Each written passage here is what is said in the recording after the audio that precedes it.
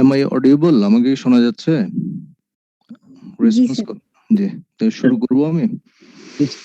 ওকে, জি sir. আমাদের clinical class আজকে আমরা ডিসকাস করব একটা লং কেস নিয়ে। আমি আপনাদের অ্যাবডোমেনের ক্লিনিক্যাল ক্লাসে এক্সামিনেশন মোটামুটি সবগুলোই কমপ্লিট করা হয়েছে। এখন আমরা লং কেস, শর্ট কেস আপনাদের পরীক্ষাতে যেভাবে থাকবে, ফাইনাল প্রফ এক্সামিনেশনে আপনারা কিভাবে এগুলা প্রিপেয়ার করবেন বা কিভাবে ফেস করবেন এক্সামিনারদের, বা এক্সামিনাররা কি কোশ্চেন করবে, সবকিছু কিন্তু লাগে না, প্রয়োজন হয় না। যেটা যেটা প্রয়োজন হয় একটু মনোযোগ দিয়ে শুনবেন, তাহলে আপনারা সবই জানেন। আগে আপনাদের লেকচারে বা ক্লিনিক্যাল এক্সামিনেশনের সময় এগুলো বলা হয়েছে, কিন্তু জাস্ট এটা গোছায়া কিভাবে আপনাকে এক্সামিনারের সামনে প্রেজেন্ট করতে হবে, এক্সামিনার আপনাকে কি কি কোশ্চেন করতে পারে, সেই কোশ্চেনের অ্যান্সার প্যাটার্ন গুলো কি হবে। একটা জিনিস মনে রাখবেন, আপনি যখন এক্সামিনার যখন আপনাকে কোশ্চেন করবে আর পরীক্ষার খাতার লেখা, দুইটার অ্যান্সার কিন্তু একই হয় না। এক্সামিনারকে আপনি যখন ফেস টু ফেস যখন অ্যান্সার দিবেন, তখন আপনাকে খুবই শর্ট কনসাইজ ওয়েতে অ্যান্সার দিতে হবে। আচ্ছা,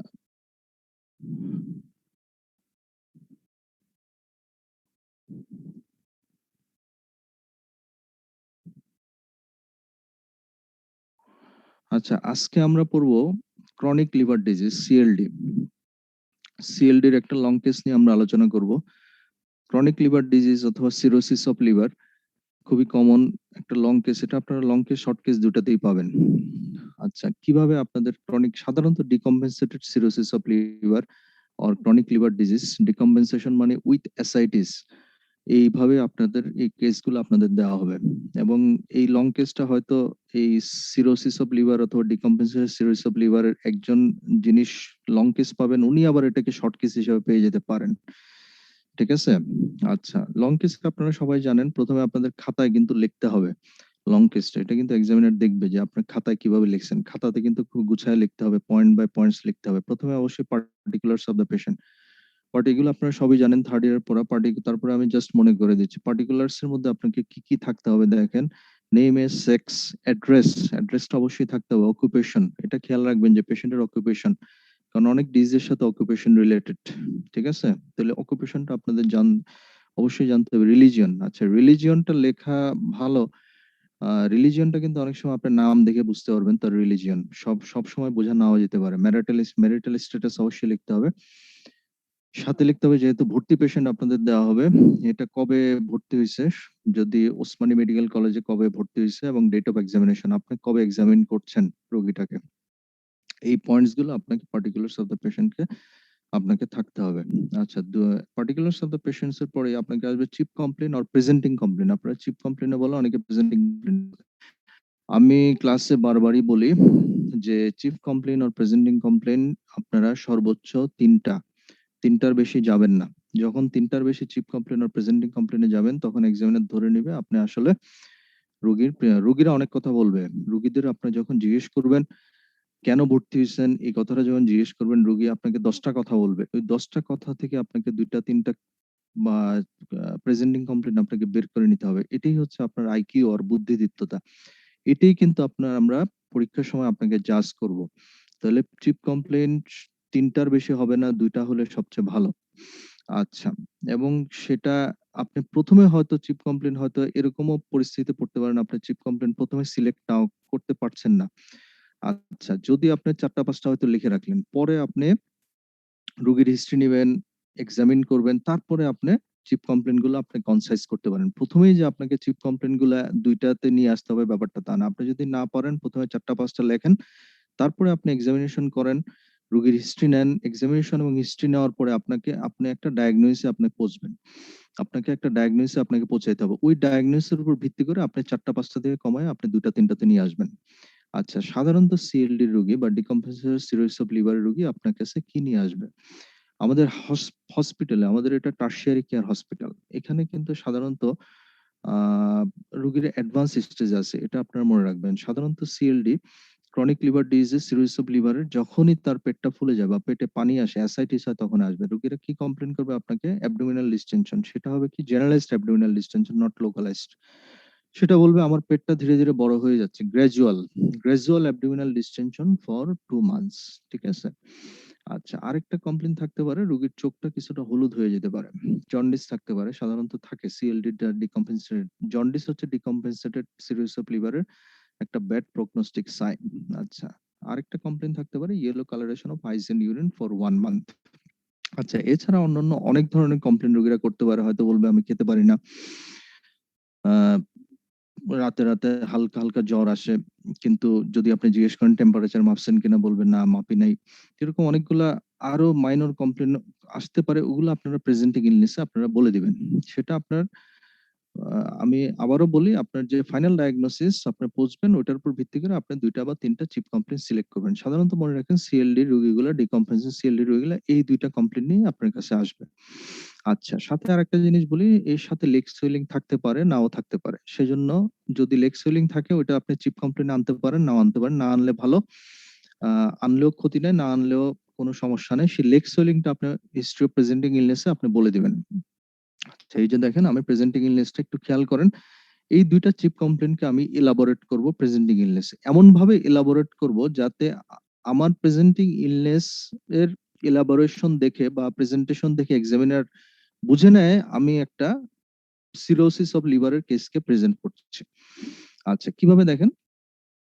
প্রেজেন্টিং ইলনেস এর ১ম এ আমরা যেটা বলি যে according to the statement of the patient, যদি পেশেন্ট বলতে না পারে তার রিলেটিভ, যদি এরকম সাধারণত রোগী দেওয়া হয় না। পেশেন্টের থেকে আপনার হিস্ট্রি নিতে পারবেন। According to the statement of the patient reasonably well 2 month back. আমি কিন্তু হিস্ট্রিটা ২ মাসের মধ্যে আমি বলছি। Then patient notice generalised abdominal distension which was gradually increasing and also associated with leg swelling. এখানে দেখেন আমি প্রেজেন্টিং ইলনেস এ কিন্তু আমি বলছি also associated with leg swelling, কিন্তু এটা আমি চিপ কমপ্লেইন এ নেইনি। ঠিক আছে? এই জিনিসটা আপনারা খেয়াল করবেন, এটা খেয়াল করার বিষয়। আচ্ছা, এখন আমি বলে দিলাম জেনারেলাইজড অ্যাবডোমিনাল ডিসটেনশন। আপনি যখন জেনারেলাইজড অ্যাবডোমিনাল ডিসটেনশন বলবেন, এক্সামিনার ধরে নিবে আপনি অ্যাসাইটিস এর কথা বলছেন অথবা গ্যাসিয়াস ডিসটেনশনের কথা বলছেন। ঠিক আছে? সাধারণত সার্জারি হইলে ভিন্ন কথা। যেহেতু মেডিসিনে যদি আপনি জেনারেলাইজড অ্যাবডোমিনাল ডিসটেনশন বলেন, গ্র্যাজুয়াল জেনারেলাইজড অ্যাবডোমিনাল ডিসটেনশন বলেন, সাধারণত ধরে নেবে এক্সামিনেশন অ্যাসাইটিস। এখন অ্যাসাইটিস এর কি, কি কজ আছে ওগুলা মাথায় রেখে আমার পরবর্তী স্টেপ গুলা বা পরবর্তী জিনিসগুলা সাজাইতে হবে। আচ্ছা, অ্যাবডোমিনাল ডিসটেনশনের সাথে আমার আছে লেগ সোয়েলিং। এখন দেখেন abdominal distension and leg swelling, এখানে একটা এন্ড হবে, এটা হয়তো ভুলে হয়ে গেছে। Abdominal distension and leg swelling was not associated with, দেখেন অনেকগুলা ইম্পর্টেন্ট নেগেটিভ পয়েন্ট দেওয়া আছে। কি কি?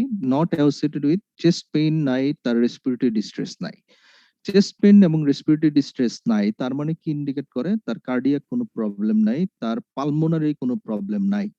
আচ্ছা, লেগ সোয়েলিং, অ্যাবডোমিনাল অ্যাসাইটিস এবং ইডিমা, এই ২ টা কিন্তু কনজেস্টিভ কার্ডিয়াক ফেলিউর হইতে পারে, কর পালমোনারিতে হইতে পারে। আমি not associated with chest pain বলে দিলাম, রেসপিরেটরি বলে দিলাম, তার মানে এই ২ টাকে আমি আউট করে দিলাম। ফেসিয়াল পাফিনেস, স্ক্যান্টি অর ফ্রদি মিকচুরেশন, এই ২ টা জিনিস দেখেন। ফেসিয়াল পাফিনেস মানে তার মুখটা ফোলা না, বা এটা দিয়ে আমি বুঝালাম আসলে শুধু abdominal distension and leg swelling, generalised body swelling না। আচ্ছা, অথবা স্ক্যান্টি অর ফ্রদি মিকচুরেশন না, এই ২ টা দিয়ে আমি রেনাল কজটাকে আউট করে দিলাম। আচ্ছা, সাধারণত নেফ্রোটিক সিনড্রোমে আপনারা দেখবেন জেনারেলাইজড রোগীর ফেসটা আগে ফুলে যায়, ফেসিয়াল পাফিনেস থাকে, মিকচুরেশন স্ক্যান্টি হইতে পারে। সাধারণত প্রোটিন যদি ইউরিন দিয়ে পাস করে, যেটা নেফ্রোটিক সিনড্রোমে হয় আপনারা জানেন, তাহলে ইউরিনটা ফ্রদি হইতে পারে, আনইউজুয়ালি ফ্রদি।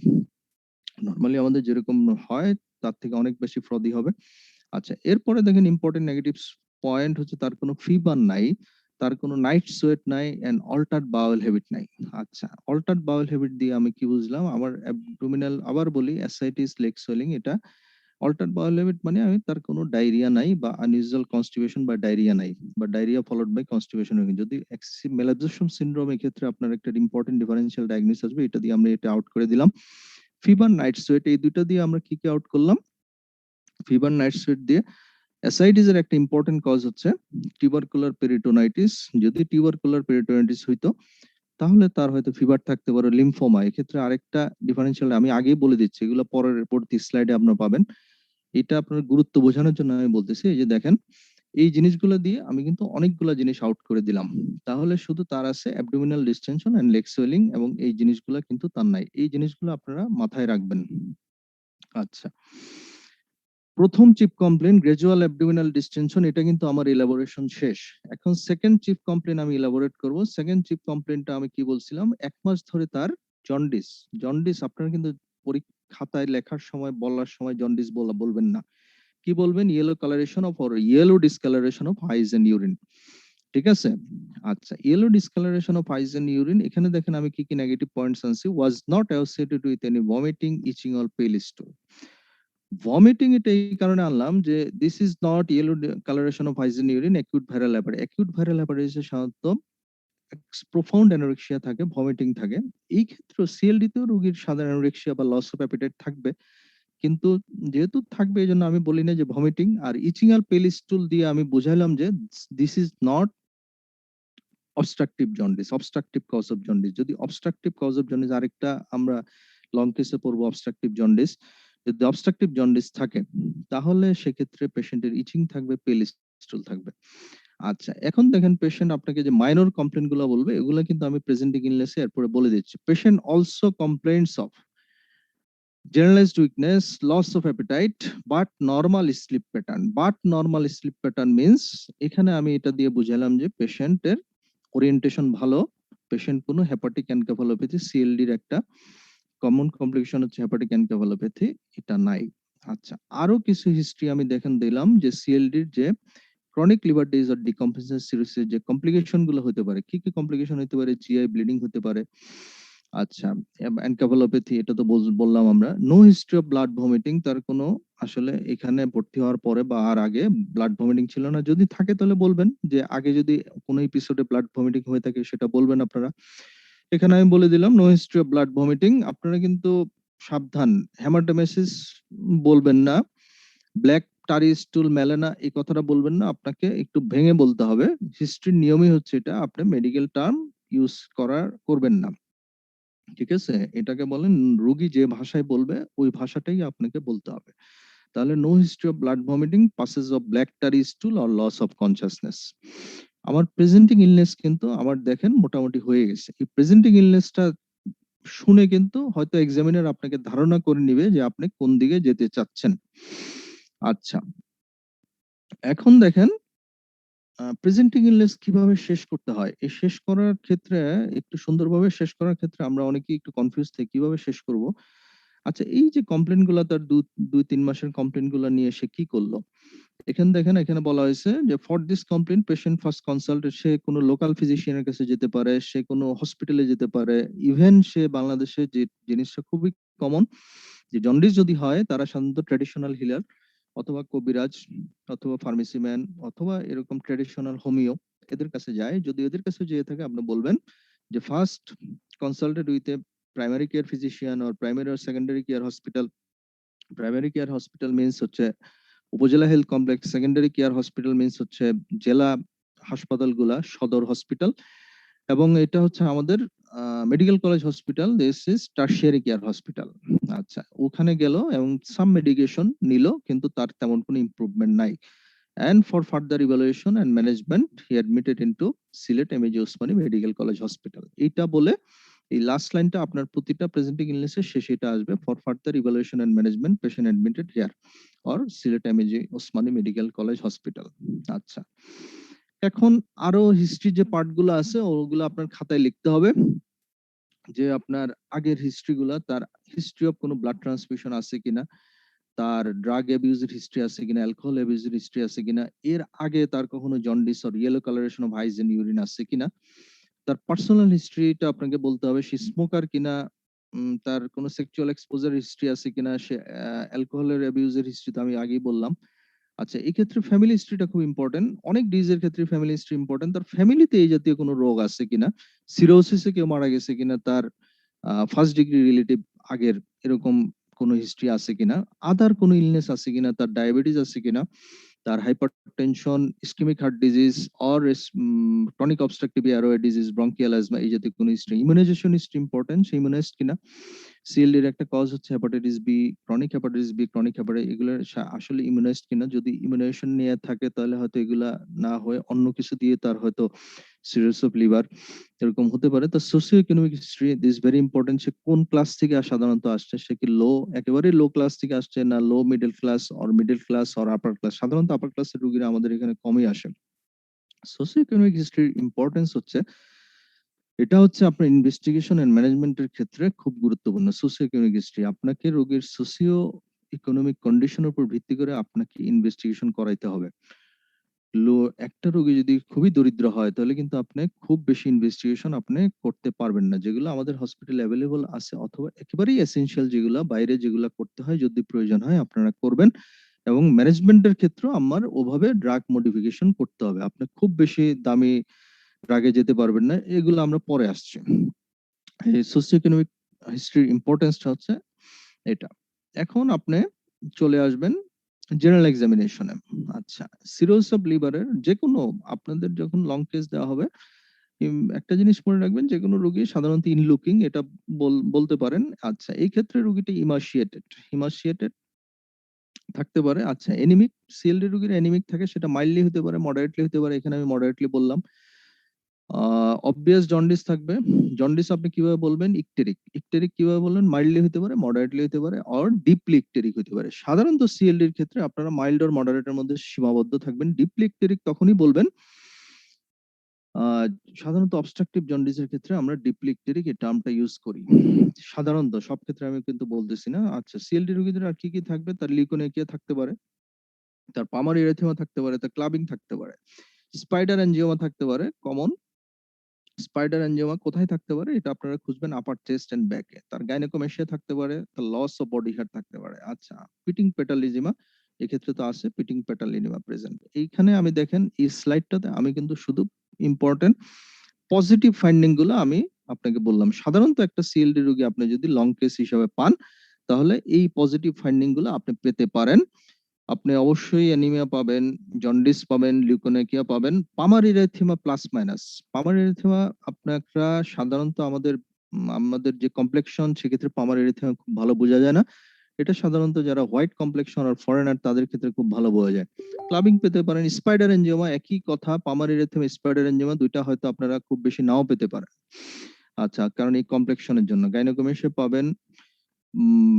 সব ক্ষেত্রে যে পাবেন তা না, আপনারা লস অফ বডি হেয়ার অবশ্যই পাবেন, ইডিমা তো পাবেনই।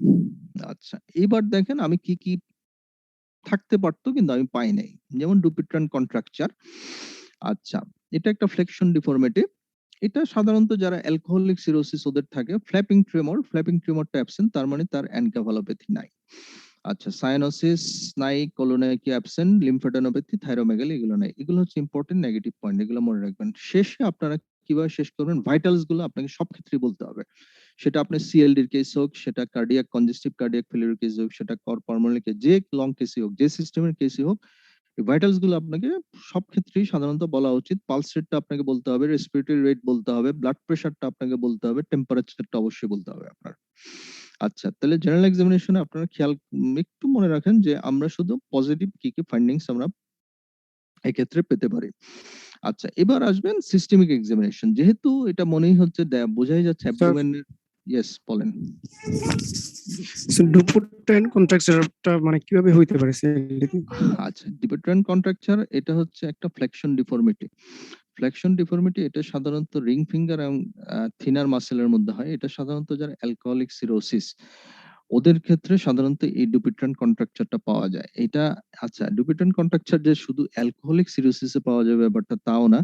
এটা কিন্তু সাধারণত অকুপেশন রিলেটেডও হইতে পারে। অনেকের মেকানিক্যাল কারণে এটা হইতে পারে। তবে সাধারণত একটা সিরোসিসের ক্ষেত্রে যদি আমরা অ্যালকোহলিক সিরোসিসের ক্ষেত্রে এই কন্ট্রাকচারটা আমরা পেতে পারি। সেক্ষেত্রে ওয়াস্টিং সেটা হয়, মেকানিজমটা হচ্ছে একটা হচ্ছে, এটা হচ্ছে সাধারণত মাসেল ওয়াস্টিং এর কারণে হয়। আপনারা জানেন এক্ষেত্রে থিনার হাইপোথিনার মাসেল গুলো ওয়াস্টেড থাকে রোগীদের। এই ওয়াস্টেড এই সামহাউ কোনো আননোন কারণে এই অ্যালকোহলিক সিরোসিসের এই রিজনের মাসেল গুলো একটু বেশি ওয়াস্টেড হয়ে তার কন্ট্রাকচার ডেভেলপ করে। এটাকে বলে ডুবের। এটা আসলে অ্যাকচুয়ালি আমাদের দেশে আপনি খুব একটা পাবেন না। কারণটা কি? কারণ অ্যালকোহলিক সিরোসিস আমাদের দেশে খুব একটা কমন না। ঠিক আছে? আমাদের দেশে কমন হচ্ছে সাধারণত সিরোসিসের ক্রনিক হেপাটাইটিস বি, এটা সবচেয়ে কমন। সি, ইদানিং আরেকটা দেখা যায়, ওটা আমরা পরে বলবো, পরের স্লাইডে আমরা আসবো। ঠিক আছে? আচ্ছা, এখন হ্যাঁ, আর কোনো কোশ্চেন বলেন? স্যার ভাইটালস এর মধ্যে স্যার এখন মানে আমি একজনের কাছে শুনছিলাম স্যার এখন নাকি স্যাররা ভাইটালস এর মধ্যে স্যার স্যাচুরেশনটাকে স্যার ইনক্লুড করতে বলেন। আচ্ছা, স্যাচুরেশন ইনক্লুড করতে পারেন। স্যাচুরেশন ইনক্লুড আসলে স্যাচুরেশন মানে পালস অক্সিমেট্রি। আপনি পালস অক্সিমেট্রি এটা তো আপনার কাছে থাকার কথা না। আপনি পালস অক্সিমেট্রি ছাড়া আপনি স্যাচুরেশনটা কিভাবে দেখবেন? আমার কথা বুঝতে পারছেন? জি ঠিক স্যার। আছে? স্যাচুরেশনটা আপনি ইনক্লুড আপনার যে পরীক্ষার যে টুলস, আপনার যে পরীক্ষার আমাদের বই খাতার যে কমন টুলস গুলো এটা আছে। স্যাচুরেশনটা এখন কেন বলতেছে? আমরা সবাই লিখতেছি কারণ দিস ইজ যেহেতু করোনা প্যান্ডেমিক এর জন্য। ঠিক আছে? আমরা স্যাচুরেশনটা বলতেছি। সেক্ষেত্রে আপনার যদি কোনো রেসপিরেটরি কেস হয়, সিওপিডি এর কেস হলো বা এই জাতীয় সাধারণত অ্যাকিউট কেস দেওয়া হয় না। সেক্ষেত্রে আপনার কিন্তু স্যাচুরেশনটা বলার জন্য আপনার কিন্তু একটা ডিভাইস লাগবে। সে পালস অক্সিমেট্রি। সেই ডিভাইসটা কিন্তু আপনার পরীক্ষার হলের জন্য আপনার জন্য এসেনশিয়াল না। ঠিক আছে? বা এটা কিন্তু বই খাতায় কিন্তু এখনো বলে নাই। আমাদের স্ট্যান্ডার্ড বই খাতায় এখনো আসে নাই যে আপনি ওই ডিভাইসটা আপনার থাকতেই হবে। আপনার যেমন একটা স্টেথো থাকতে হবে, আপনার বিপি থাকতে হবে, আপনার টেম্পারেচার মাপার জন্য থার্মোমিটার একটা প্রয়োজন। আপনার একটা অন্যান্য যেগুলো যেমন একটা মেজারিং ট্যাপ, তারপরে হচ্ছে আপনার হ্যামার, টিউনিং বার, যেটা প্রয়োজন ওটার মধ্যে কিন্তু এখনো কিন্তু পালস অক্সিমেট্রি আসে নাই। ঠিক আছে? আপনি যদি বলেন বা আপনার কাছে যদি থাকে গুড, বাট আমি মনে করি এটা যদি না বলেন তাতে আপনার তেমন কোনো ক্ষতি হবে না। ঠিক আছে? এই তাহলে আপনার ওইটা বলার জন্য আপনার পালস অক্সিমেট্রি লাগবে। আর যদি রেসপিরেটরি না হলেও কোনো প্রবলেম নাই। ঠিক আছে? এই আর কোনো question? Thank you. Okay. Sir hepatic ফেসিসের কথা বলবো না? আচ্ছা, hepatic facies this is vague term. Okay? তো অনেকগুলা কন্ডিশন মিলে যেমন এখানে অলরেডি কিন্তু বলা হয়ে গেছে। ঠিক আছে? হেপাটিক ফেসিস এটা অনেক এক্সামিনাররা পছন্দ করে না। এজন্য আমি এটাকে বাদ দিয়ে দিছি। হেপাটিক ফেসিস যদি আমি বলি যে হেপাটিক ফেসিস তাহলে এটা আসলে অনেকে এটা হিউমিলিয়েশন মনে করে যে তাকে আমরা হিউমিলিয়েট করছি হেপাটিক ফেসিস। হেপাটিক ফেসিস কিন্তু লুকিংটা খুব একটা ভালো না। এখানে দেখেন বলা আছে যে ইল লুকিং ইমাশিয়েটেড, তার মানে তার সে ওয়াস্টেড থাকে, সাধারণত ফেসটা ওয়াস্টেড থাকে। অ্যানিমিয়া ইকটেরিক, তার লিউকেনিক, এই সবগুলো জিনিস মিলেই কিন্তু একটা যে অ্যাপিয়ারেন্সটা হয় ওটাকে কিন্তু আপনি হেপাটিক ফেসিস বলে। এটা অলরেডি জেনারেল এক্সামিনেশনে এটা বললে ওইটার আলাদা করে আমি কোনো বলার প্রয়োজন দেখি না। তবে এটা আপনাকে ভাইবা বোর্ডে জিজ্ঞেস করতে পারে, তবে খুব বেশি কমন বা দিস ইজ নট খুব বেশি কমন অর স্ট্যান্ডার্ড কোশ্চেন। এই যে পুরা যে অ্যাপিয়ারেন্সটা জেনারেল এক্সামিনেশনের যে আপনার অ্যাপিয়ারেন্সটা মিলেই কিন্তু হেপাটিক ফেসিসটা ডেভেলপ করে। ঠিক আছে? জি স্যার। এই তাহলে আমরা এবার আসি সিস্টেমিক এক্সামিনেশনে।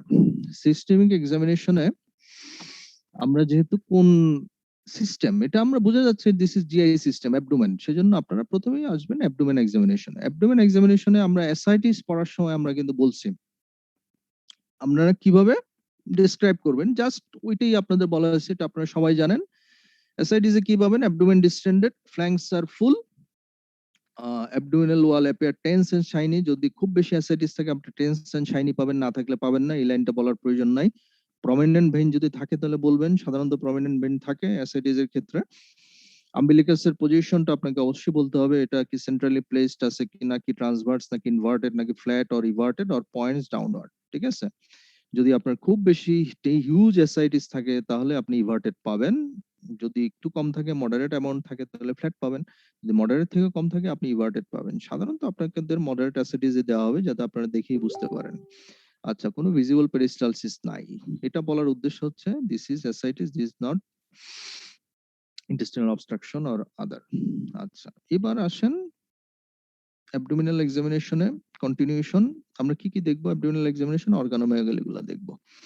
সিএলডির ক্ষেত্রে আমরা কি কি খুঁজবো? আমরা অবশ্যই খুঁজবো লিভার এন্ড স্প্লিন। এক্ষেত্রে আমরা কি পাইলাম দেখেন, সাধারণত সিরোসিসের ক্ষেত্রে যদি সিরোসিস হয়ে যায় লিভার নট পালপেবল। সাধারণত ইন জেনারেল সব ক্ষেত্রে কিন্তু আমি বলি নাই, কিছু কিছু সিরোসিস যেমন নন alcoholic fatty liver disease, haemochromatosis, primary biliary cirrhosis, এগুলোতে আপনারা কিন্তু লিভার পালপেবল পেতে পারেন। অথবা সিরোসিসের সাথে আপনি যদি হেপাটোসেলুলার কার্সিনোমা, যেটা সিরোসিসের একটা কমপ্লিকেশন যদি থাকে, তাহলে আপনি লিভার পালপেবল পেতে পারেন। এক্ষেত্রে আমি বলে দিলাম যে লিভার ইজ নট পালপেবল। ঠিক আছে? আচ্ছা, এক্ষেত্রে স্প্লিনোমেগালিটা থাকাটা খুব স্বাভাবিক সিরোসিসের ক্ষেত্রে। This is signs of portal hypertension, আপনারা সবাই জানেন। যে অর্গানটা পাবেন সেটার আপনার বর্ণনা দিতে হবে। এটা কিন্তু আমি যখন স্প্লিন পড়াইছি তখন কিন্তু আমি বলে দিয়েছি। তারপরে আমি দেখেন লিখছি যে স্প্লিন ইজ পালপেবল কত centimetre, 6 centimetre from the left coastal margin along the anterior axillary line towards the right iliac fossa. Well defined medial border and there is notch. This is definite by important differentiating point of spleen. Notch থাকা মানে this is স্প্লিন। আচ্ছা, surface সাধারণত regular হয় স্প্লিনের, নন tender হয়, farm consistency. স্প্লিনের consistency আপনারা সবসময় মনে রাখবেন ফার্ম হয়, ইউজুয়ালি ফার্ম হয়। খুব বেশি বড় হয়ে গেলে, একদম যদি মিডলাইন ক্রস করে, তাহলে একটু হার্ড ফিলিংস হতে পারে, আপনারা ফার্ম বলবেন সাধারণত। And finger insinuation test not possible. I cannot insinuate my finger between the mass and the left costal margin. This is very important point. Percussion নোটটা আপনাকে বলতে হবে যে স্প্লিনের উপরে পারকাশন নোটটা কিরকম হবে, অবশ্যই ডাল হবে, and which is continuous with the splenic dullness left. আচ্ছা, এটা আমি বেশি কিছু বলতে যাচ্ছি না, কারণ এটা অলরেডি আপনাদের বলা হয়েছে। আচ্ছা, আমি কি পাইলাম দেখেন, আমার স্প্লিনোমেগালি পেলাম, আর আমি পেলাম হচ্ছে ইন্সপেকশনে আমার মনে হচ্ছে অ্যাসাইটিস। আচ্ছা, কিডনিজ আর নট ব্যালেটেবল। এখন দেখেন অ্যাসাইটিসটা আমি কিভাবে বলছি। Ascites is evident by positive shifting dullness and fluid thrill. আমি পজিটিভ শিফটিং ডালনেস পেলাম, এন্ড যদি টেন্স অ্যাসাইটিস হয় আপনি ফ্লুইড থ্রিল পেতে পারেন। এক্ষেত্রে একটা ইম্পর্টেন্ট জিনিস হচ্ছে জেনিটাল এক্সামিনেশনে, বিশেষ করে পুরুষ মানুষের ক্ষেত্রে আপনাকে টেস্টিসটা আপনাকে দেখতে হবে। বোথ টেস্টিস সাধারণত সফট এন্ড অ্যাট্রোফাইড থাকে। আচ্ছা, এই হচ্ছে আমার সিস্টেমিক এক্সামিনেশনের মধ্যে জেনারেল এক্সামিনেশন, সিস্টেমিক অ্যাবডোমেন। তারপরে আপনারা respiratory system, cardiovascular system, nervous system. এই ক্ষেত্রে সিরোসিস অফ লিভারের ক্ষেত্রে, অন্যান্য সিস্টেমের ক্ষেত্রে আপনারা বলবেন other systemic examination reveals no abnormality. যদি আপনি কিছু থাকে, কি থাকতে পারে, অনেক সময় অ্যাসাইটিস এর সাথে ইফিউশন থাকতে পারে। ইফিউশন যদি আপনারা পান সেক্ষেত্রে আপনাকে এটা বলতে হবে, আর যদি কিছু না পান তাহলে আপনারা বলবেন আমরা কিছুই পাইনি। Other systemic examination reveals no abnormality. আচ্ছা, এই ক্ষেত্রে আপনি যখন এক্সামিনার প্রথমে আপনাকে বলবে যে প্রেজেন্ট দ্য কেস। আচ্ছা, এখন পর্যন্ত আমি যতটুকু বললাম এইভাবেই আপনাকে যখন এক্সামিনার বলবে, আপনাকে পার্টিকুলার্স থেকে শুরু করে chief complain, history of present illness, past illness, family history, socio economic history, treatment history, এগুলো আপনাকে আলাদা আলাদা এভাবে বলে যেতে হবে। এইভাবে বললে আপনি 5 মিনিট বললেন, বলার পরে এক্সামিনার হঠাৎ করে আপনাকে শেষ করার পরে, সিস্টেমিক এক্সামিনেশন শেষ করার পরে আপনাকে বলে বসবে, আচ্ছা আপনি সংক্ষেপে সেলিয়েন্ট ফিচার বলেন। সেলিয়েন্ট ফিচার মানে সংক্ষেপে বলা, ঠিক আছে? সেলিয়েন্ট ফিচারটা কিভাবে বলতে হবে? আচ্ছা, তখন আপনাকে মনে হবে এত কিছু বললাম, স্যার আবার বললো সেলিয়েন্ট ফিচার সংক্ষেপে গেল। আচ্ছা, এটারও একটা আর্ট আছে। আপনি সেলিয়েন্ট ফিচারটা আপনি কিভাবে বলবেন, দেখেন এটা দেখানো হয়। সেলিয়েন্ট ফিচার আর কিছু না, আপনাকে পেশেন্টের নাম ধাম, মিস্টার এক্স অমুক, কোত্থেকে আসলো, হেলিং ফ্রম নন ডায়াবেটিক নরমোটেনসিভ, এতটুকু বলে আপনি শুধু চিফ কমপ্লেন দুইটা বলবেন। চিফ কমপ্লেন বলার পরে আপনাকে প্রেজেন্টিং ইলনেস যতটুকু আমি ইলাবোরেট করলাম যে জেনারেলাইজড অ্যাবডোমিনাল ডিসটেনশন, এটা আপনাকে ইলাবোরেট করতে হবে। প্রেজেন্টিং ইলনেসে যেভাবে ইলাবোরেট করছি ঠিক এভাবে করতে হবে, এবং ইম্পর্টেন্ট নেগেটিভ পয়েন্টগুলো আপনাকে বলতে হবে যে abdominal distension not associated with chest pain, respiratory distress এগুলা, or night sweat, fever, altered bowel habit, এটা বলতে হবে। তারপরে সেকেন্ড যে আমার complain, yellow colouration of eyes and urine, ওটাও আপনাকে বলতে হবে, ওইটাও ইলাবোরেট করতে হবে। আচ্ছা, তারপরে আপনাকে ইম্পর্টেন্ট নেগেটিভ কিছু পয়েন্ট বলতে হবে, যে তার পার্সোনাল হিস্ট্রি আর ফ্যামিলি হিস্ট্রির ক্ষেত্রে যে no history of blood vomiting, মানে যেগুলো আপনার সিএলডির সাথে রিলেটেড ওগুলা বলতে হবে। আচ্ছা, or previous history of surgery, blood transfusion, IV drug abuse, and family member কেউ সাফার করছে কিনা, no member of his family suffering from such type of illness। তার মানে আপনাকে পার্টিকুলার্স এর মধ্যে কিছু অংশ আপনাকে চিফ কমপ্লেন, প্রেজেন্টিং ইলনেস আপনাকে পুরোটাই বলতে হবে। আপনি সংক্ষেপ করবেন কোথায়? সংক্ষেপ করবেন আপনি হচ্ছে এক্সামিনেশনে। জেনারেল এক্সামিনেশনে আপনি শুধু পজিটিভ ফাইন্ডিং গুলো বলবেন। আপনি কি কি পজিটিভ ফাইন্ডিং পাইলেন, যেমন moderately anaemic, mildly icteric, leukonychia যদি পান বলবেন, pulmonary erythema clubbing, multiple spider angioma যদি পান বলবেন, gynaecomastia, loss of body hair, pitting oedema. আচ্ছা, আর হচ্ছে ভাইটালস গুলো বলবেন। আর অ্যাবডোমেন এক্সামিনেশনে একেবারে সরাসরি বলে দিবেন। সেক্ষেত্রে আপনার আর স্প্লিন আর ইলাবোরেট করার প্রয়োজন নাই। On abdominal examination there is splenomegaly and ascites. আচ্ছা, এটা আপনাকে মনে মনে সাজায় ফেলতে হবে যে আপনি কিভাবে বলবেন, ঠিক আছে? আচ্ছা, যদি আপনাকে বলে লং কেসের সময় কিন্তু সাধারণত থাকে 20 মিনিটের মতো বা 18 মিনিট 20 মিনিট। মনে করেন আপনি 5 মিনিট 6 মিনিট আপনি হিস্ট্রি বললেন, তারপরে যদি এক্সামিনার আপনাকে সেলিয়েন্ট ফিচার বলতে পারে, তার মানে আরো 3-4 মিনিট চলে গেল। তার মানে কিন্তু এটা আপনার জন্য বিষয়টা খারাপ না, আপনার সময় কিন্তু যাচ্ছে। আপনি যদি ভালোভাবে সময়গুলো পাস করতে পারেন, তাহলে মানে কিন্তু আপনি কিন্তু যদি ঝামেলা না পড়ার সম্ভাবনা বেড়ে যায়। আচ্ছা, সেলিয়েন্ট ফিচার বলার পরে এক্সামিনার আপনাকে জিজ্ঞেস করবে what is your diagnosis or what is your clinical diagnosis. আচ্ছা, আপনি আপনার একটা ডায়াগনোসিস আপনাকে এই ক্ষেত্রে বলতে হবে, sir my diagnosis decompensated cirrhosis of liver with portal hypertension. আচ্ছা, আপনি যখন এই কথাটা বলবেন, এক্সামিনার সাথে সাথে আপনাকে কয়েকটা কোশ্চেন করে ফেলতে পারে। কি কি কোশ্চেন করতে পারে? যে আপনার ডিফারেনশিয়াল ডায়াগনোসিস কি, আপনি কেন পোর্টাল হাইপারটেনশন বললেন, আপনি কেন পোর্টাল হাইপারটেনশন বললেন, এই দুইটা খুব কমন কোশ্চেন। আচ্ছা, আমি কেন পোর্টাল হাইপারটেনশন বললাম, এই যে দেখেন সায়েন্স অফ পোর্টাল হাইপারটেনশন কি কি সায়েন্সেস। প্রথম সায়েন্স হচ্ছে স্প্লিনোমেগালি, অ্যাসাইটিস, এই দুইটা হচ্ছে কিন্তু পোর্টাল হাইপারটেনশনের সাইন। পরের সাইনগুলো কি ভেনাস হাম অর ভিজিবল ভেইনস। ভেনাস হাম সাধারণত আপনারা এটা খুব বেশি পাওয়া যায় না, আম্বিলিকাস এন্ড জিফিস্টের মাঝামাঝি পাওয়া যায়। ইসোভেজিয়াল ভ্যারিসেস, ভ্যারিসেস আমরা কিভাবে আইডেন্টিফাই করব, এটা হচ্ছে সাধারণত আমরা এন্ডোস্কোপি আর কোলোনোস্কোপির মাধ্যমে আইডেন্টিফিকেশন করতে পারি। ইসোভেজিয়াল ভ্যারিক্স পোর্টোসিস্টেমিক অ্যানাস্টোমোসিসের ফলে যে এনগর্জড ভেসেল দেখা যায়, যেগুলা অনেক সময় ফেটে গিয়ে জিআই ব্লিডিং হয়, রাপচার্ড ইসোভেজিয়াল ভ্যারিক্স বলে। আচ্ছা, ভ্যারিক্সের সাধারণত কোন কোন জায়গায় পাওয়া যায়? ইসোফেগাসে আপনারা পেতে পারেন, বা স্টমাকের ফান্ডাসে পেতে পারেন, সেটাকে বলে গ্যাস্ট্রিক ভ্যারিস অর ফান্ডিক ভ্যারিক্স। আপনারা ডিউডেনামে পেতে পারেন, রেকটামে পেতে পারেন, এগুলো আমরা পরে আসছি। এনকেফালোপ্যাথি, এনকেফালোপ্যাথি কিন্তু একটু পোর্টাল হাইপারটেনশন। তাহলে এক্সামিনার যদি জিজ্ঞেস করে যে আপনি কেন পোর্টাল হাইপারটেনশন বলবেন, আপনার এক্সামে স্যার আমি পোর্টাল হাইপারটেনশন বলছি এই কারণে যে patient presented with splenomegaly and ascites, this are the most definite sign of portal hypertension. তারপরে যদি জিজ্ঞেস করে আর কি কি পোর্টাল হাইপারটেনশনের আর কি কি সাইন আছে বা পোর্টাল হাইপারটেনশন আপনি কি কি পেতে পারেন, তখন আপনি বাকি তিনটা বলবেন। আচ্ছা, এবার আসেন যে এক্সামিনার বলবে যে আপনার ডিফারেনশিয়াল ডায়াগনোসিস কি। এই ক্ষেত্রে আপনি ডিফারেনশিয়াল ডায়াগনোসিস এই জিনিসগুলো আপনাকে বলতে পারেন। ডিফারেনশিয়াল ডায়াগনোসিস আপনাকে সাজাইতে হবে কিভাবে, আপনি অ্যাসাইটিস এর আমার যে কমন কজ গুলো আছে, আমার যে অ্যাসাইটিস লেগ সোয়েলিং এর যে কমন কজ গুলো আছে, ওগুলোর উপর ভিত্তি করে আপনাকে ডিফারেনশিয়াল ডায়াগনোসিস সাজাইতে হবে। আমাদের দেশে খুব কমন টিউবারকুলোসিস, ঠিক আছে, টিউবারকুলার পেরিটোনাইটিস। আচ্ছা, এটা একটা ডিফারেনশিয়াল ডায়াগনোসিস হতে পারে। ম্যালিগন্যান্সি, ম্যালিগন্যান্সি যে কোনো জায়গার ম্যালিগন্যান্সি, সেটা যে কোনো জায়গার ম্যালিগন্যান্সি যদি পেরিটোনিয়াম ইনভলভমেন্ট হয় সেটাকে বলে কার্সিনোমাটোস পেরিটোনাই। যদি এরকম হয় তাহলে পেশেন্ট অ্যাসাইটিস নিয়ে আসতে পারে। লিম্ফোমা হতে পারে, এটা মেলাজোসোম সিনড্রোম হতে পারে। শেষে দেখেন আমি রাখছি nephrotic syndrome and congestive cardiac.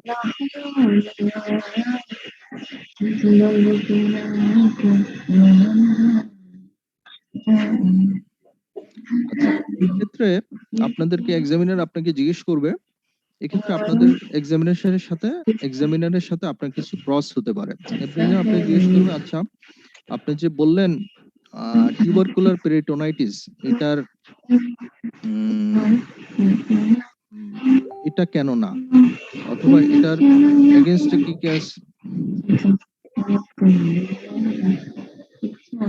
আচ্ছা, কারো মনে আনমিউট করা নাই, আপনারা কি দয়া করে কেউ আনমিউট করবেন যে ইয়ে করা আছেন?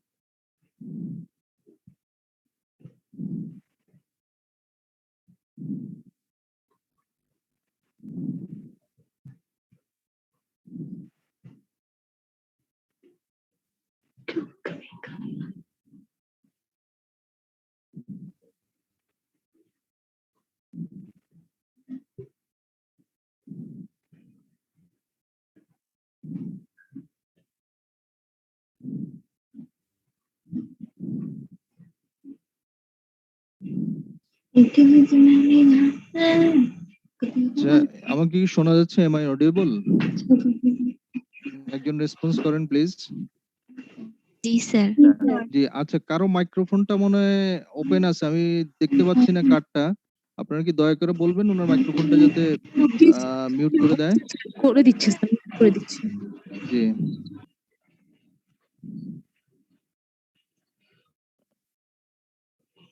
ঠিক আছে, শুরু করব? জি স্যার। জি। আচ্ছা, এক্ষেত্রে আপনার ডিফারেনশিয়াল ডায়াগনোসিস বলার পরে আপনাকে এক্সামিনেশনের সাথে কিছু ক্রস হতে পারে। এটা হচ্ছে যে আপনি কেন টিউবারকুলার পেরিটোনিটিস কেন না এটা। আচ্ছা, সেক্ষেত্রে আপনার ইম্পর্টেন্ট নেগেটিভ পয়েন্ট হচ্ছে পেশেন্টের, আমি হিস্ট্রিতে বললাম কিন্তু পেশেন্টের কোনো ফিভার নাই, পেশেন্টের কোনো কফ নাই। আচ্ছা, পেশেন্টের টিউবারকুলার পেরিটোনাইটিস যদি হয় সেক্ষেত্রে লোন অ্যাসাইটিস, শুধুমাত্র অ্যাসাইটিস হবে।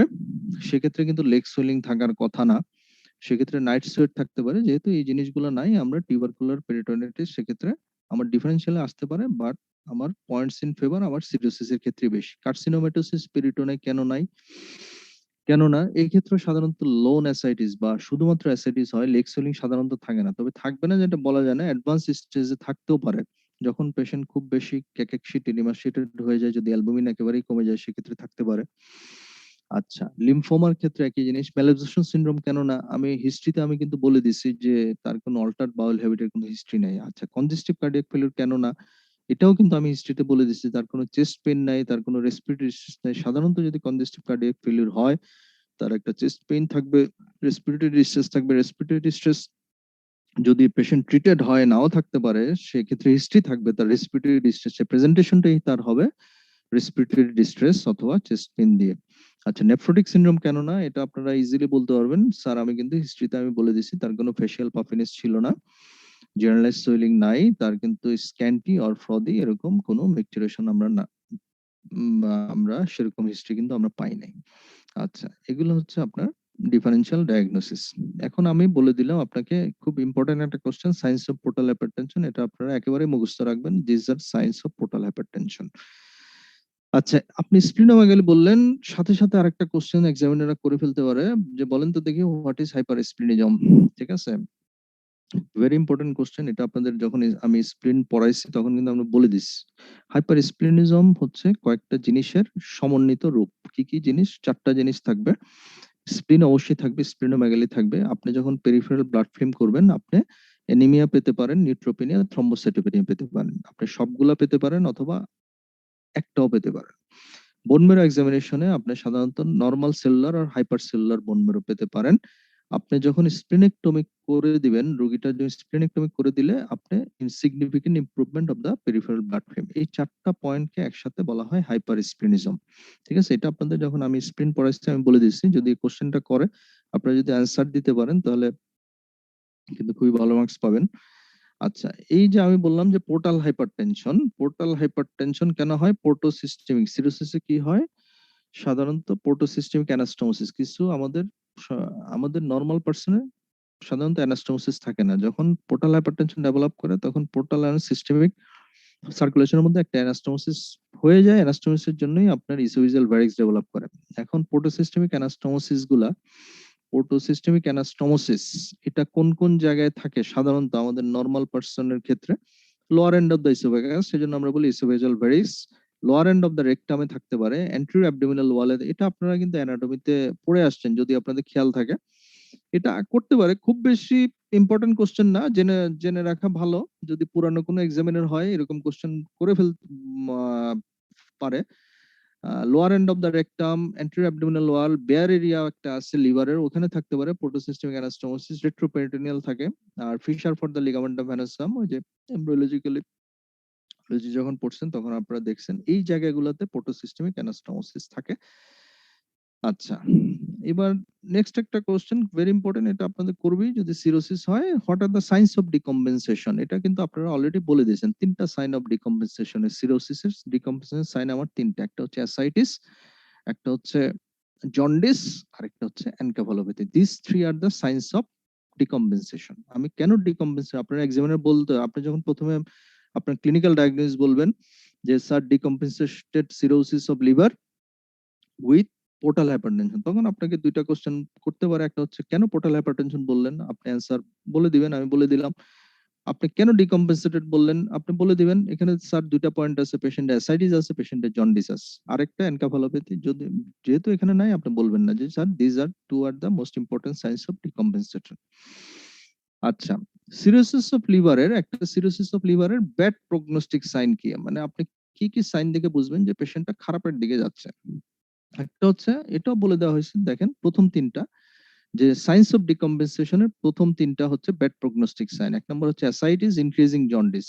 কোন পেশেন্টের যদি জন্ডিস বাড়ে, যেমন প্রথমে হয়তো আপনার কাছে ফলো আপে আসছিল 1 মাস আগে, তার ছিল বিলিরুবিন 2.3 অথবা 3, এখন আপনি 1 মাস পরে আপনি পেলেন 4, গ্রাজুয়ালি জন্ডিসটা বাড়ছে, তার মানে হচ্ছে this are the bad prognostic sign. যদি এনকেফালোপ্যাথি ডেভেলপ করে, হেপাটিক এনকেফালোপ্যাথি ডেভেলপ করে, আরো কিছু কিছু আমরা ইনভেস্টিগেশন করে আমরা কিছু ব্যাড প্রগনোস্টিক সাইন পেতে পারে। যেমন আপনি সিরাম ইলেকট্রোলাইটস করবেন, সেক্ষেত্রে যদি সোডিয়াম লো থাকে অথবা সোডিয়ামটা যদি আস্তে আস্তে কমতে থাকে, তাহলে this are the bad prognostic sign. যদি অ্যালবুমিন কম থাকে, low serum albumin and prolong prothrombin time, this are the bad prognostic sign. প্রথম তিনটা হচ্ছে দেখেন ক্লিনিক্যাল, পরের তিনটা হচ্ছে দেখেন বায়োকেমিক্যাল।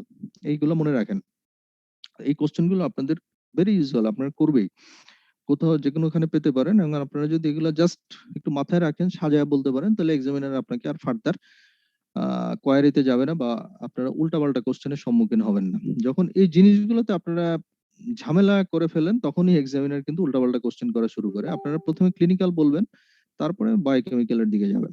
আচ্ছা, কজ, আমাদের দেশে সিরোসিসের কজ কি? দেখেন আপনাদের বই খাতায় যেভাবে কজ লেখা আছে, আপনাকে আমাদের এখানে কারণ বই খাতা আমরা সবগুলো ওয়েস্টার্ন বই ফলো করি, ওরা ওদের মতো লেখে। ওখানে সিরোসিসের 1 নম্বর কজের মধ্যে আপনি পাবেন অ্যালকোহল। কিন্তু আমার ক্ষেত্রে, এক্ষেত্রে বলতে হবে, আমি আমার ক্লিনিক্যাল পার্সপেক্টিভ অথবা আমি ওয়ার্ডে আমি রোগী দেখার ক্ষেত্রে যেটা পাই, আমি এখনো আমরা কি বেশি পাই, ক্রনিক হেপাটাইটিস বি। আচ্ছা, ক্রনিক হেপাটাইটিস সি,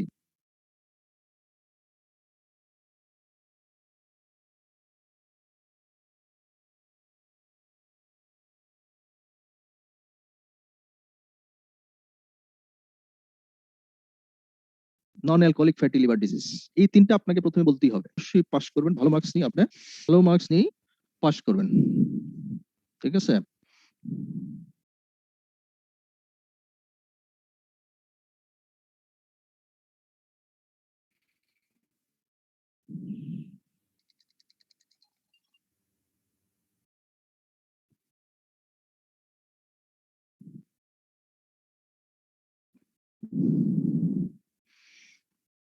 আচ্ছা, আমাকে শোনা যাচ্ছে? Am I audible? Yes, sir. আচ্ছা, এই প্রথম তিনটা আপনাকে বলতেই হবে, পরেরগুলো আপনি বলেন আর না বলেন, ঠিক আছে? পরেরগুলো কি আপনি মনে রাখেন, অ্যালকোহলিজম হতে পারে, অটোইমিউন হতে পারে, উইলসন হতে পারে, হেমোক্রোমাটোসিস হতে পারে, ক্রিপ্টোজেনিক মানে ইডিওপ্যাথিক, মানে আমি জানি না কেন তার সিরোসিস, ঠিক আছে? প্রথম তিনটা আপনাকে বলতেই হবে। এখন আমাদের বেশিরভাগটা আমরাও করতাম, আমরা আসলে দেখা গেল পরের গুলোই আমরা মনে রাখি, পরের গুলো বলা শুরু করি, তখনই এক্সামিনার ইরিটেটেড হয়ে যায়, ঠিক আছে? আচ্ছা, এখন একটা এটা আপনারা জানেন সবাই, কমপ্লিকেশন কি কি হইতে পারে, একটা সিরোসিসের কমপ্লিকেশন কি কি হইতে পারে, জিআই ব্লিডিং হইতে পারে। জিআই ব্লিডিং কেন হয়? সাধারণত ইসোফেজিয়াল ভ্যারিক্স যদি রাপচার্ড হয়, রেকটাল ভ্যারিক্স যদি রাপচার্ড হয়, জিআই ব্লিডিং হতে পারে। হেপাটিক এনকেফালোপ্যাথি, হেপাটোসেলুলার কার্সিনোমা, আরেকটা টার্ম আছে স্পন্টেনিয়াস ব্যাকটেরিয়াল পেরিটোনাইটিস। আপনি যে এটা ইয়েতে আপনি যে অ্যাসিডিক ফ্লুইডের মধ্যে ব্যাকটেরিয়াল ইনফেকশনের কারণে স্পন্টেনিয়াস ব্যাকটেরিয়াল পেরিটোনাইটিস, এটা আরেকটা জিনিস, এটা আপনাদের খুব বেশি ডিটেলসে যাবে না, শুধু আপনার নামটা মনে রাখেন, SBP, spontaneous bacterial peritonitis. Hepatorenal syndrome, hepatopulmonary syndrome, এগুলো জাস্ট নামগুলো মনে রাখেন, এগুলো এলাবোরেশন আপনাদের জিজ্ঞেস করবেন না, আপনাদের প্রয়োজন নেই, এটা আন্ডার গ্রাজুয়েট লেভেলে আপনাদের জিজ্ঞেস করবে না, কিন্তু আপনাকে কমপ্লিকেশন কি কি হতে পারে এগুলো আপনার জানতে হবে, ঠিক আছে? আচ্ছা, গ্রেডিং অফ হেপাটিক এনকেফালোপ্যাথি, আপনার ওয়ার্ডের, আপনারা যখন রুগী দেখবেন, আপনারা যখন কয়দিন পরে ডাক্তার হবেন, ওয়ার্ডে যখন রুগী দেখবেন, এইটা কিন্তু আপনাদের করতে হবে, সেই জন্য এই জিনিসটা আপনাকে জিজ্ঞেস করে। এই গ্রেডিংটা অনেকটা আমাদের বই খাতাতে খুব ক্লামজি, আমরা আসলে বুঝতে পারি না আসলে এই গ্রেডিংটা পড়লে আপনাদের মনে হবে একটার সাথে একটা খুব কোরিলেটেড, আপনারা আসলে এটা ডিফারেন্সিয়েট একটু দেখেন। আপনারা দেখেন গ্রেড 1 মনে রাখেন আর লাস্ট গ্রেড মনে রাখেন। লাস্ট গ্রেডটা কি? গ্রেড 4 হচ্ছে কমা, তার মানে হচ্ছে আনকনসিয়াস, রুগী একেবারেই আনকনসিয়াস, এটা হচ্ছে গ্রেড 4, মানে সর্বশেষ গ্রেড। আর গ্রেড 1টা কি? গ্রেড 1টা কিন্তু আপনি বুঝতে পারবেন না যদি ভালোভাবে হিস্ট্রি না নেন বা রুগীর অ্যাটেন্ডেন্সের কাছ থেকে যদি হিস্ট্রি না নেন। গ্রেড 1 পেশেন্ট কিন্তু নরমাল, আপনি পেশেন্টকে এক্সামিন করে কিছুই পাবেন না, ফ্ল্যাপিং টিউমার বা কিছু পাবেন না। একটা ইম্পর্টেন্ট জিনিস রুগী যদি বলে বা রুগীর আহ যদি বলে insomnia or reversal of the sleep pattern, this is very important. Reversal of the sleep pattern means রুগী রাতে ঘুমায় না কিন্তু দিনে ঘুমায়, সারাদিনই ঘুমায়, রাতে সে জেগে থাকে। রুগী বলবে স্যার রাতে তো আমার ঘুম হয় না, আমার দিনে ঘুম হয় বেশি। এটা যদি কোনো সিরোসিসের পেশেন্টের ক্ষেত্রে আপনি পান, আপনি ধরে নেবেন যে সে গ্রেড 1 এনকেফালোপ্যাথি আছে, তার মানে সে গ্রাজুয়ালি হয়তো গ্রেড 2 গ্রেড 3 তে যেতে পারে। এখন গ্রেড 2 আর 3 নিয়ে হচ্ছে ঝামেলা, গ্রেড 2 কোনটাকে বলবো আর 3 কোনটাকে বলবো। আচ্ছা, গ্রেড 2 হচ্ছে রুগীর খুবই লেথার্জিক থাকে এবং রুগীর ডিসওরিয়েন্টেশন অফ টাইম, রুগী কিন্তু একেবারে ডিসওরিয়েন্টেড, এটা আপনি বলতে পারবেন না। ডিসওরিয়েন্টেশন অফ টাইম মানে মনে করেন এখন সকাল 10টা বাজে, রুগীকে আপনি জিজ্ঞেস করবেন এখন কয়টা বাজে, সে বলবে যে বিকাল 5টা বাজে, অথবা বলবে যে রাত 10টা বাজে। সে তার টাইমটা আসলে বুঝতে পারবে না যে এখন কি রাত নাকি দিন। ঠিক আছে, মাঝে মাঝে সে উল্টাপাল্টা কথা বলতে পারে, আবার মাঝে মাঝে দেখবেন স্বাভাবিক কথাবার্তা বলতে পারে। এটা হচ্ছে গ্রেড 2। আচ্ছা, গ্রেড 3টা কি? গ্রেড 3টা হচ্ছে পেশেন্ট ডিসওরিয়েন্টেড, পেশেন্ট একেবারে ডিসওরিয়েন্টেড, কিন্তু আপনি যখন পেশেন্টকে পেইনফুল স্টিমুলাই দিবেন সে রেসপন্স করবে।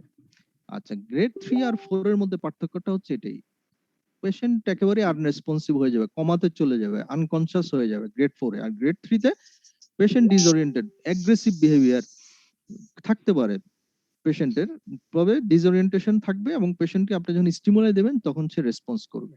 এইভাবে আপনারা ছোট করে জিনিসটা মনে রাখেন, তাহলে এক্সামিনার যদি আপনাকে জিজ্ঞেস করে তাহলে আপনি খুব ভালোভাবে বলতে পারবেন। আপনি শুধু প্রথম ওয়ার্ডগুলো বললেই হবে, যেমন grade 1 insomnia, grade 2 lethargy, grade 3 disorientation but responsive to stimuli, grade 4 কমা।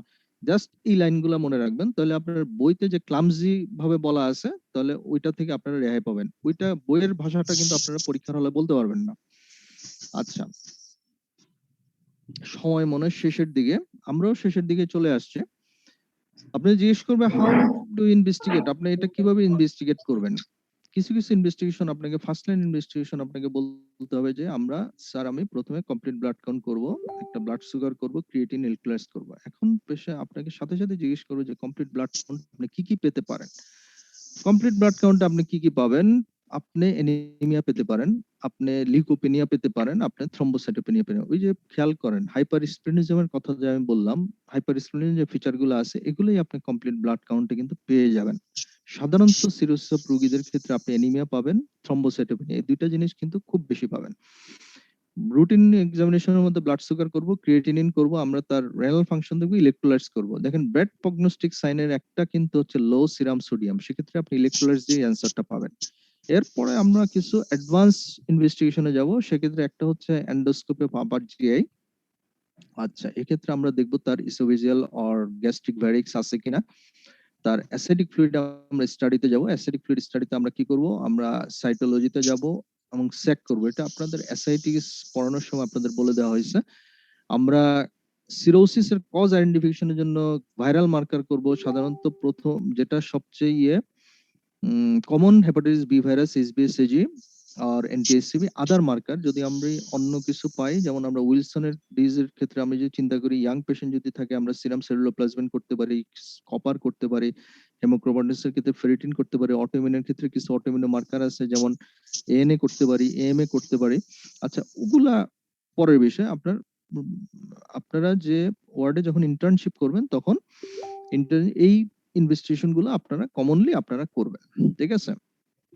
আচ্ছা, এই ক্ষেত্রে এখন অনেকগুলা কোশ্চেন আসবে যে আপনি অ্যাসিডিক ফ্লুইড স্টাডির ক্ষেত্রে, এগুলো আপনাদেরকে আমি অ্যাসিডিজের সময় বলে দিয়েছি। আমি স্লাইড গুলো আবারও নিয়ে আসছি, তবে সম্ভবত আজকে এরপরে আপনাদের ক্লাস আছে, সময় শেষ, আজকে এ পর্যন্তই থাক। পরের পোর্শনটা আমি পরের দিন আবার বলবো, কারণ এটা একটু ডিটেলস আপনাদের জানতে হবে। আপনারা এই পর্যন্তই আজকে মাথায় রাখেন। ঠিক আছে? তাহলে যেহেতু ক্লাস আছে, তাহলে আমি আজকের মতো এখানেই শেষ করছি। ভালো থাকবেন আপনারা। জি স্যার, আসসালামু আলাইকুম। Yes, sir.